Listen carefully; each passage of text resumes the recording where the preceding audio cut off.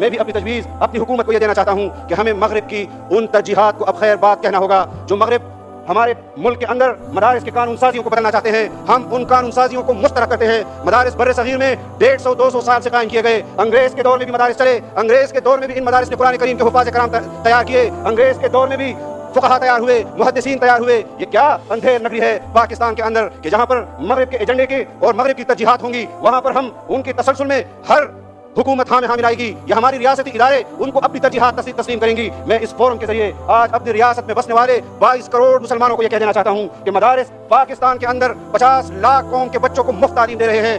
50 لاکھ لوگوں کو قرآن و حدیث کی تعلیم دے رہے ہیں. ان کے بجلی کے بل ادا کر رہے ہیں. ان کے صبح و شام کا کھانا وہ دے رہے ہیں. ان کو تعلیم مفت دے رہے ہیں. ان کو مڈل اور میٹرک تک مفت تعلیم دی جا رہی ہے. اور سالانہ 1 لاکھ حفاظ کرام یہ مدارس پاکستان کو حفاظ کرام دے رہے ہیں. جہاں امت مسلمہ کو قرآن کریم کے ایک نسخے کو جلانے پر بے چینی بے قراری ہے, وہاں اگر مغرب کے ایجنڈے پر ہماری ریاست اور ہماری حکومت ان ترجیحات کو اپنے سامنے رکھے گی تو جمعیت علماء اسلام کو اپنے سامنے پائے گی. ہم مدارس پر کسی قسم کا کمپرومائز نہیں کریں گے. جہاں پر قرآن کریم کے حفاظ تیار ہوتے ہیں ہم مدارس پر کسی قسم کا کمپرومائز نہیں کریں گے. جہاں پر جناب نبی کریم صلی اللہ علیہ وسلم کے حدیث اور ان کے ذریعے انسانیت تک لائے ہوئے دین کی تشریحات کرتی ہیں, اسلامی نظام کی بات کرتی ہیں, آج بھی ہمیں اس بات پر ہوش کے ناخن لینے چاہیے. اور میں اس بات سے متفق ہوں جناب وزیر اعظم کی کہ جناب وزیر اعظم جنرل سکندر مرزا سے جنرل باجوہ تک مدارس کی جو اصلاحات کے نام پر ان کی قانون سازیوں کو, ان کی مدارس کو فٹ بال بنایا گیا. کبھی ایک ادارے کے پاس اس کو بھیجو, کبھی دوسرے ادارے کے پاس اس کو بھیجو, کبھی اس کو اس قانون کے تحت رجسٹر کرو, کبھی اس کو اس قانون کے تحت رجسٹر کرو. رجسٹریشن کا مسئلہ ہے, ملک کے اندر قوانین موجود ہیں. اگر میں اس قانون سے فائدہ اٹھانا چاہتا ہوں کہ میں اس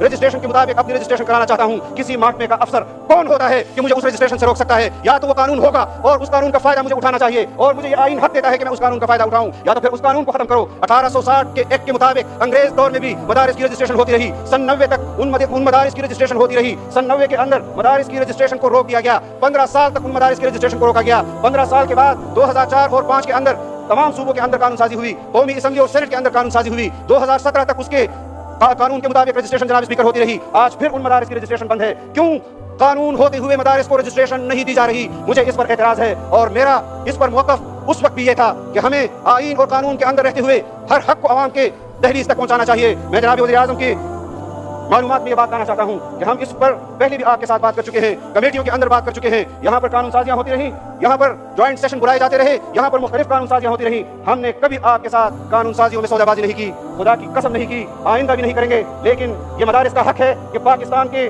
اسلامی نظریاتی عقیدے کے لحاظ سے جو اسلام کے قلعے ہیں ان قلعوں کی حفاظت کرنا. اگر یہ آپ کر گئے, اگر یہ آپ کی حکومت کر گئی تو پھر یہ مغرب کو منہ توڑ جواب ہوگا کہ جو سالوں سے کئی 100 سالوں سے پاکستان میں نہیں بلکہ ہر اسلامی ریاست میں اپنے مقاصد کے حصول کے لیے اسی مسجد اسی مدرسے کو رکاوٹ سمجھتی ہے, اور انشاءاللہ اس رکاوٹ کا ان کو ہمیشہ سامنا کرنا پڑے گا. میں یہ سمجھتا ہوں کہ ہمارے اہداف بالکل واضح ہیں.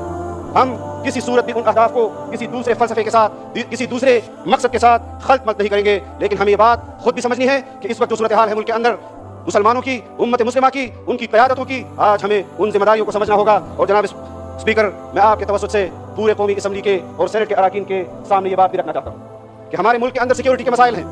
یہاں پر مدارس کو بموں سے اڑایا جاتا ہے. 200 طلباء اس کے اندر جل بھن جاتے ہیں, قرآن کریم اس کے اندر جل بھن جاتے ہیں. اس وقت اس توہین انگیز, نفرت انگیز, شرانگیز اس عمل کو ہم ریاست کے طور پر کیوں نہیں روک سکے اور کیوں نہیں روک سکتے؟ بلوچستان کے اندر جو کچھ ہو رہا ہے, قبائل کے اندر جو کچھ ہو رہا ہے, وہاں پر مدارس کے اندر جو کچھ ہو رہا ہے, آپ ہمیں کہتے ہیں, بلکہ ہم خود آپ سے بڑھ کر دعویدار ہیں کہ ہم نے اس ملک کو متفقہ آئین دیا, اسلامی آئین دیا. لیکن آج 73 کے بعد 2023 کے اندر ہمارے علماء کرام کو شہید کیا جاتا ہے جناب اسپیکر. اور آپ کے 1-2 سالوں کے اندر ہمارے ایک تحصیل میں, باجوڑ تحصیل میں 17 علماء کرام کو شہید کیا گیا. ان کی وجہ سے وہاں مدارس بند ہوئے. میرن شاہ کے اندر جس تحصیل میں ہم نے پاکستان کا جھنڈا بلند کرنے کے لیے اجتماع مقرر کیا, اور کیوں کیا جناب وزیر اعظم؟ اس لیے کیا کہ وہاں اس تحصیل میں دوسرے ملک کا جھنڈا لہرایا گیا. جمعیت علماء اسلام نے وہاں اجتماع کیا اور پاکستان کا جھنڈا وہاں لہرایا. اس کے بعد عید کے دن تک 5واں جنازہ ہم وہاں اٹھا چکے ہیں. آپ ہمیں کہتے ہیں جمہوریت, انتخابی سیاست, میں جنازے اٹھاتا رہوں, میں اپنے رجال کار کو زمین کے سپرد امانتاً کرتا رہوں. آپ مجھے کہیں کہ وہاں پر جا کر لوگوں سے ووٹ مانگو, اسمبلیوں تک اپنی رسائی ممکن بناؤ, اقتدار تک پہنچو, پھر اپنے نظریات کی عملداری اور امپلیمنٹیشن کرو. कौन सा जिला है मेरे सूबे के अंदर, कौन सी तहसील है मेरे सूबे के अंदर, कौन सा जिला है बलोचिस्तान के अंदर, कौन सी तहसील है क्वाटा के अंदर जहां जमीयत उलमा इस्लाम के रहनुमा शहीद नहीं किए गए, जहां उनके कारकुन शहीद नहीं किए गए। क्यों? इस बुनियाद पर कि वो इस्लामी रियासत के तसव्वुर से पाकिस्तान के अंदर जदोजहद कर रही है, वो पाकिस्तान के आइन के लिए जदोजहद कर रही है। हमें अपनी शहादतों पर मायूसी नहीं जनाब स्पीकर, लेकिन हमें इस रियासत के तौर पर अपनी तरजीहात का तयन करना होगा। ऐसे मुमकिन नहीं है जनाब स्पीकर, हमने इस मुल्क के अंदर इंजीनियर्ड इलेक्शन देखे, हमने इस मुल्क के अंदर इंजीनियर्ड हुकूमतें देखी। आज भी हम इस फोरम पर यह बात कर रहे हैं कि 2018 के अंदर हमने हुकूमत बाय चॉइस नहीं दी थी, हमें उसकी दावत दी थी कि आप अगर 2018 में एक मखसूस जमात की वज़ारत उज़्मा को तस्लीम कर लें तो आपको हम सूबों में हुकूमत देंगे। जनाब स्पीकर, हम हुकूमत करेंगे, अवाम के जोर पर करेंगे, लेकिन इंतखाबात में अगर इस किस्म की सूरत हाल होगी जो तशवीशनाक है, मैं गमज़दा हूँ जनाब स्पीकर, मेरी जमात इस पर गमज़दा है। हम लाशें उठा उठा कर थक गए, हम यहाँ पर उस बात का जिक्र नहीं करते। उसकी बुनियादी वजह यह है कि हमारी जमात एक इस्लामी पाकिस्तान की बात करती है, उसकी वजह यह है कि हमारी जमात एक जमहूरी पाकिस्तान की बात करती है।